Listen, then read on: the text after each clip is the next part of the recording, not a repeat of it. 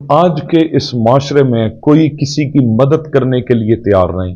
کوئی کسی کے کام آنے کے لیے تیار نہیں۔ کلمہ گو ہیں سب، نماز بھی پڑھتے ہیں، عبادت بھی کرتے ہیں، سجدہ بھی کرتے ہیں، تہجد بھی پڑھتے ہیں، داڑھی بھی رکھتے ہیں، تسبیح بھی پکڑتے ہیں، ہر طرح کے ذکر اذکار قرآن بھی پڑھتے ہیں، حقوق اللہ تو ادا کر رہے ہیں، لیکن حقوق العباد کی جانب کوئی توجہ نہیں دے رہا، کوئی تربیت نہیں کر رہا، تربیت کا معاملہ کوئی ایکسپٹ کرنا ہی نہیں چاہتا، کوئی تربیتی بات سننا ہی نہیں چاہتا۔ تو اس کا رد عمل کیا ہے کہ بڑوں کی عزت کرنا لوگ چھوڑ گئے ہیں، چھوٹوں پہ شفقت کرنا لوگ چھوڑ گئے ہیں، گھر میں احترام عزت کا ماحول کرنا چھوڑ گئے ہیں، اپنے رشتہ داروں کے ساتھ صلہ رحمی کا تعلق لوگ چھوڑ گئے ہیں، اپنوں کے کام آنا چھوڑ گئے ہیں۔ اگر کسی کے ماموں زاد کے ہاں تکلیف ہو تو اب یہ بھی کہنے کو سننے کو ملتا ہے کہ کیا کریں، وہ اپنے گھر والے ہیں، ہم اپنے گھر والے ہیں۔ کسی کا پھوپھی زاد بیمار ہو،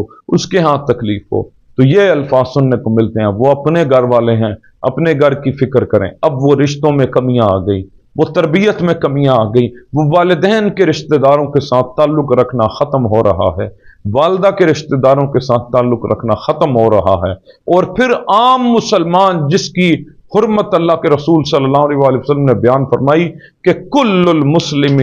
اخوتن، کہ تمام مسلمان آپس میں بھائی بھائی ہیں، اور فرمایا کل المسلم علی المسلم حرام دمہ ومالہ وعرضہ، کہ ہر مسلمان پر دوسرے مسلمان بھائی کا خون، اس کا مال، اس کی عزت حرام ہے۔ یعنی اب وہ عزتیں ختم ہو رہی ہیں، اب لوگوں کی عزتوں کو اچھالا جا رہا ہے۔ تو آئیے حدیث پاک کے اندر دیکھتے ہیں کہ آقا علیہ الصلوۃ والسلام نے کیا ارشاد فرمایا۔ مسلم شریف کے اندر حدیث پاک ہے، حضرت عبداللہ ابن عمر رضی اللہ تعالی عنہ صحابی رسول روایت کرتے ہیں ان رسول اللہ صلی اللہ علیہ وآلہ وسلم کہ آقا علیہ الصلوۃ والسلام نے ارشاد فرمایا قال المسلم اخو المسلم، کہ مسلمان مسلمان کا بھائی ہے، لا یظلمہ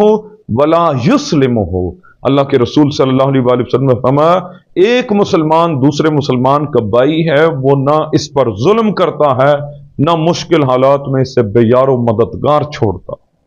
دیکھیے اس حدیث پاک کے اندر کل المسلم کی بات ہو رہی ہے، یعنی روح عالمین کے تمام مسلمانوں کی۔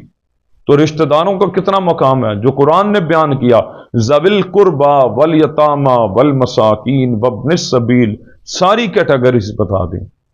اور پھر اللہ کے رسول صلی اللہ علیہ وآلہ وسلم نے فرمایا جو شخص اپنے مسلمان بھائی کے کام آتا رہتا ہے اسے اجر کیا ملتا ہے، اسے انعام کیا ملتا ہے؟ فرمایا اللہ تعالیٰ اس کے